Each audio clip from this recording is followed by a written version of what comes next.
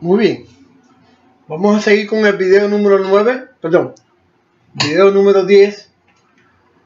Que estamos sentados en este momento estamos centrados en la historia del pueblo egipcio que salió huyendo ante el problema político que hubo en Egipto con la caída del faraón Akenatón. Decíamos que este Akenatón que está aquí, o este faraón que está aquí, fue el faraón que, según se dice, estuvo en Egipto en la época en que tal Moisés fue a hablar con el faraón. O sea, este es el nombre del faraón de la época esa que se nos habla de Moisés. El pueblo egipcio que salió huyendo ante estos eventos, como hemos hablado ahora mismo, ellos llegaron a la provincia del Canaán y encontraron allí a un pueblo o a varios tribus árabes. Estos tribus árabes estaban allí por causa de este hombre que está aquí. ¿Por qué? Porque cuando el reinado de Akenatón, el imperio egipcio tuvo una etapa decayente, de tal manera que las tierras que estaban en poder de los egipcios, el imperio egipcio, se fueron perdiendo y las tierras fueron invadidas por los árabes. Esa tierra donde llegaron los egipcios y que se encontraron llena de árabes es lo que nosotros conocemos o se nos dice que es la tierra prometida. La tierra prometida donde se desarrollaron todos los hechos que nosotros hemos leído en la Biblia, como lo que es el Éxodo, como es los libros de los números. De ese pueblo egipcio fue donde surgió las famosas 12 tribus, que nosotros explicamos la otra vez, que esas tribus, los jefes de esas tribus, fueron los individuos estos que se llamaron jueces. Por eso decíamos que el libro de los jueces es el primer libro de la Biblia, porque se nos explica que estos jueces eran como los caciques, los jefes de esas 12 tribus que nacieron en la época de los números. Entonces, ¿qué cosa nos preocupa hoy más que nunca? Es que el pueblo egipcio que salió de Egipto a la caída de este faraón que está aquí, trajo como costumbre las tradiciones que ellos habían adquirido en Egipto. Quiere decir que la religión que ellos guardaban en sí era la historia basada en la mitología egipcia. Esa mitología, la mitología egipcia, nos establece de que hubo un rey o un faraón, por decirlo más exactamente, que se llamó Osiris. La mujer de Osiris, que se llama Isis, ellos fueron los primeros, o el primer gobernante de Egipto, el primer faraón de Egipto, más allá de que estemos hablando de lo que es los reinos más antiguos. Este Osiris tenía un hermano que lo odiaba porque el hermano quería el trono que ocupaba Osiris. Pero Set, del cual surgió la figura de Satán, el diablo, odiaba a Osiris. Y de ahí es que se tomó la historia que nos cuentan las tribus esas que se llamaron hebreas, la historia de Caín y de Abel. Ya eso también lo explicamos.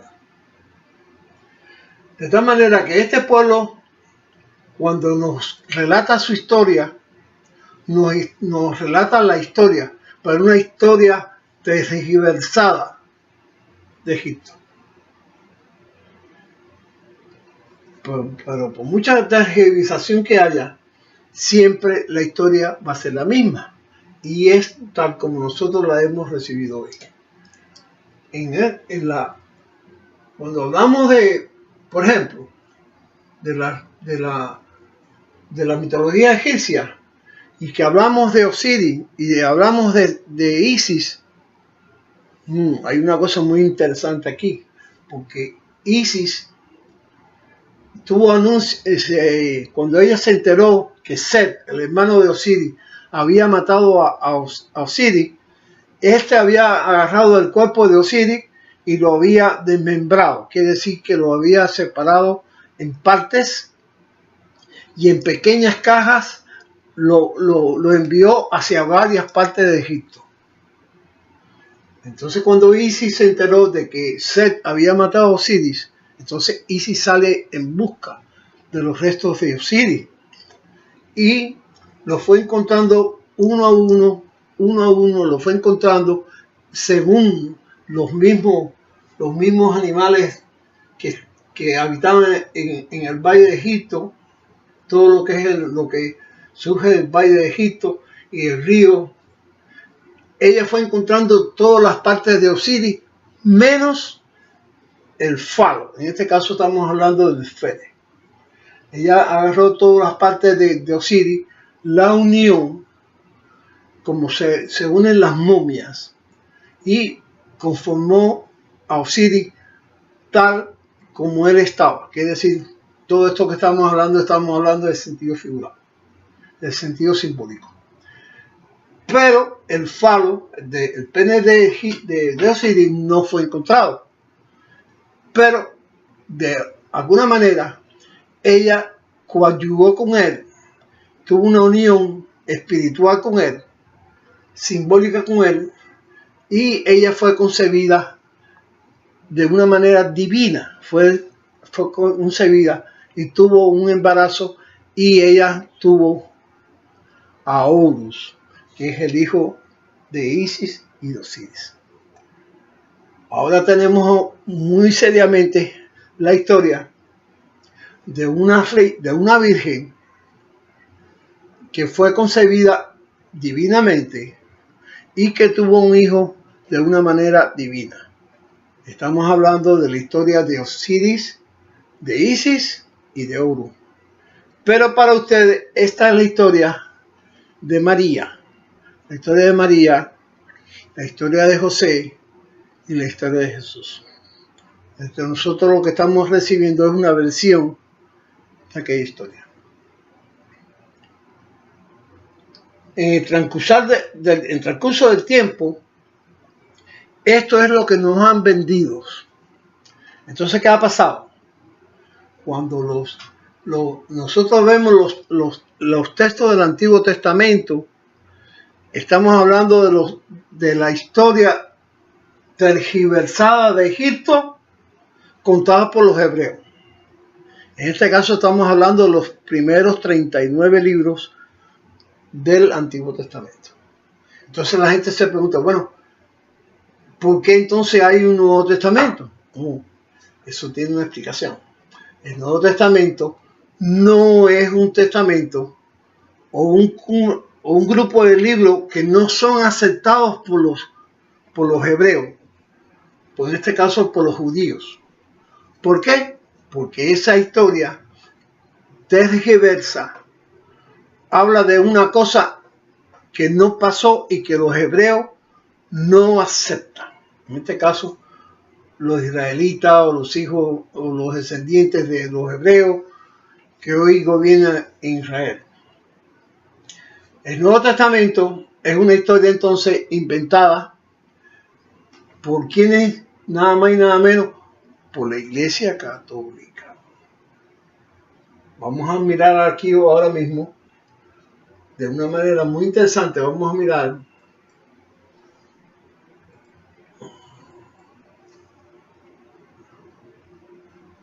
en un trabajo que ha hecho mi señora Mirta, que lo hemos tratado de resumir aquí. Nosotros tenemos ahora dos Cristos y un personaje real. ¿Qué es lo que ha hecho la Iglesia? Bueno, pues la Iglesia ha cogido, la Iglesia Católica ha cogido a dos personajes mitológicos y un personaje real. Cuando este señor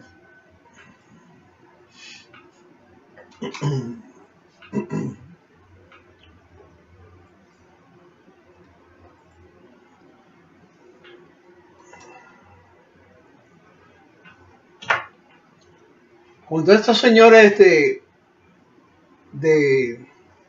la Iglesia Católica fueron en busca de un personaje central en el cual coadyuvara y basaran su religión monoteísta,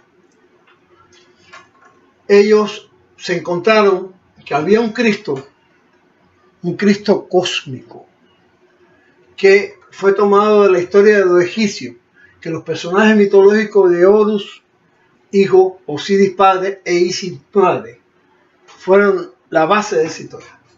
Su nombre de Cristo se origina en la palabra hebrea Christ, la cual significa en hebreo que es el ungido, el enviado o el Mesías. La palabra esta de ungido es porque antiguamente en la religión, en las costumbres o la tradición hebrea, los sacerdotes se ungían de aceite, se embadurnaban el cuerpo de aceite. Y se hablaba de un Mesías, de un enviado, que estábamos hablando aquí sencillamente de la historia de Horus, porque Horus, el hijo de Osiris y de Set, tenía la misión, o fue enviado para poder vengar la muerte de su padre, de su padre Osiris. Y como era un dios, pues entonces, al igual que los sacerdotes, estaba ungido de los aceites sagrados. Este Cristo, o Cris, nosotros lo llamamos, es aceptado por los judíos de hoy en día como un personaje que formó parte de la historia hebrea antigua. Estamos hablando no necesariamente de que ellos aceptan a la historia egipcia, ya hemos hablado específicamente, ellos no aceptan la historia antigua egipcia como la historia de ellos, sino la historia de un pueblo que en la provincia de Canaán se dividieron en 12 tribus, como ya hemos explicado anteriormente. Este Cristo cósmico es el que se refiere el apóstol Pablo en las cartas que él hace a los corintios, diferentes individuos, y en sus viajes. Esto estamos hablando del siglo VI y del siglo VII. Cuando Pablo habla de Cristo o del enviado o del Mesías, no está hablando de Jesús, ni está hablando no de otra cosa, sino el Mesías en que hablan los hebreos. Vamos a tener muy claro esto. Este Pablo, cuando él llega a Judea, es lo que le está hablando a aquella gente allí, le está hablando del Mesías, le está hablando del enviado, pero no les habla a ellos de María, no le habla a ella de José, no le habla de Jesús. Sencillamente, ¿por qué no lo habla de eso? Bueno, porque el mito de Jesús o el mito de Cristo aún no había sido creado por la iglesia. Entonces, cuando Pablo llega allí a Judea, hay una cosa muy interesante. Bueno, si es que Cristo es el Señor que guiaba a Pablo, no hay nada más lógico que cuando Pablo llega a Judea, vaya allí a donde está el Vía Crucis, donde estuvo caminando Jesús allí con una cruz, según se dice, y que fue allí crucificado. no es posible poder justificar el por qué no lo hizo. Si es que ya se supone que la historia esa de Egipto, de Jesús existía. Ah, bueno, el problema es ese, es que la historia de Jesús no había sido inventada, no había sido hecha por la Iglesia Católica. Y en ningún momento se habla aquí ni de cruces, ni de crucifixión, ni se habla nada de nada. Entonces, este Cristo cósmico es el mismo que se refiere Juan, pero, Juan el Bautista, al que Dios le mandó a cortar la cabeza, bueno, esto es a causa de toda la mujer de Felipe, el hermano de él. Este Juan oye hablar entre la gente que había un individuo que no se sabía de dónde era, pero de todas maneras había llegado de a Jordán.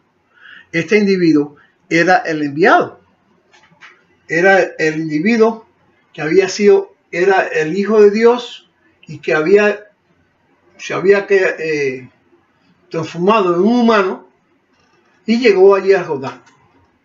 Este libro del Cristo cósmico, según los profetas como Isaías, este es el individuo que es el Hijo de Dios. Y para Juan el Bautista, este es el Hijo de Dios, que llega al Jordán y que él mismo bautiza.